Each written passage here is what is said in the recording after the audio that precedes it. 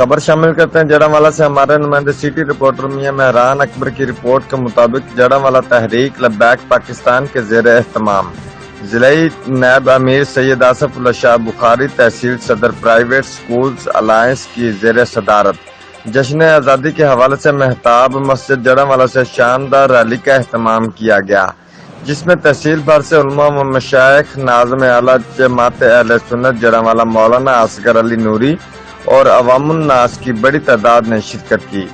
Rally کے شرکا نے ہاتھوں میں پاکستانی پرچم اور دعائیہ کلمات والے خطبے اٹھا رکھے تھے۔ اس موقع پر خطاب کرتے ہوئے سید آصف اللہ شاہ بخاری کا کہنا تھا، زمین پر اور ان سڑکوں پر لبیک یا رسول اللہ کی صدائیں بلند ہوں گی۔